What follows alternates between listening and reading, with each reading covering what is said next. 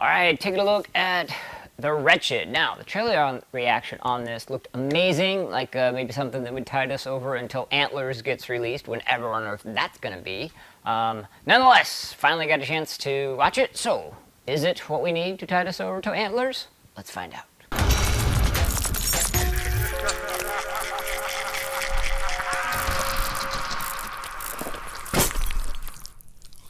Alright, gotta let everybody know it's gonna be a spoiler-filled review. If you haven't seen it yet, go check it out.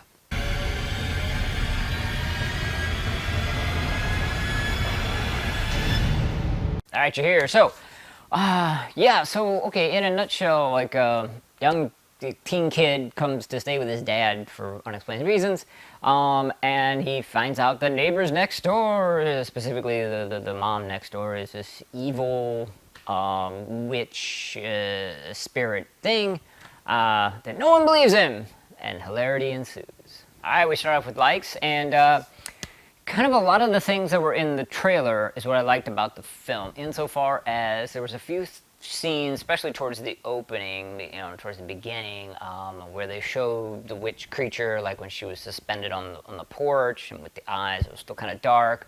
That was very well done. Actually, a lot of the scenes with the witch creature, when it was the mother across the street, you know, and she had to do the gyrations, and then the makeup on the back and everything else was great. When she was peeling her skin, it was all wonderful. When it switched over to the dad's boyfriend, it wasn't quite as good, except, of course, the final special effects sequence where you know, she peels off the skin, and that was very well done. In fact, the effects throughout the whole film were very, very well done. I'll definitely give them credit on that.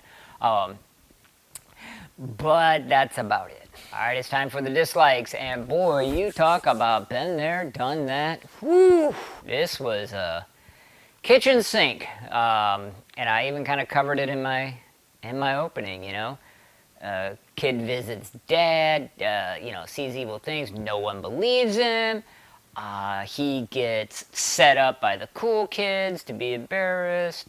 The semi-nerdy girl likes him, but he doesn't appreciate it till the end. I mean, just every hackneyed cliche you could come up with was thrown in there. And it took center stage over the horror aspect of things. You had an entire montage where he learns about the witch, you know, lore. That's just flip through books, a couple things, some zoom. It's like, no, you actually had maybe a possibly semi-interesting character here, especially from the standpoint that, you know, she has the ability effectively to kind of cause people to forget their relatives. There could have been a lot more done with that. They had a great, interesting premise that she takes the skin of different mothers, all top shelf stuff.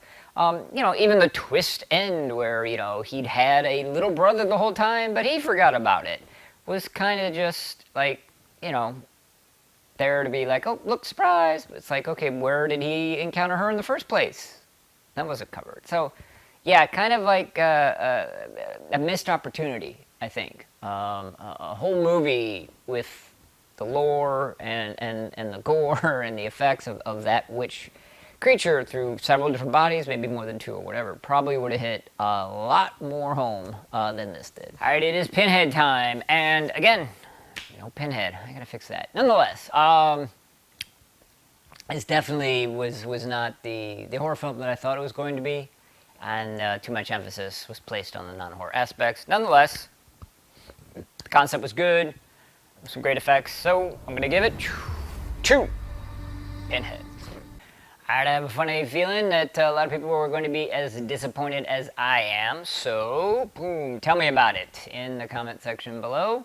You know, especially if you saw a little bit more in it than I did, because I may not be the target audience, shall we say.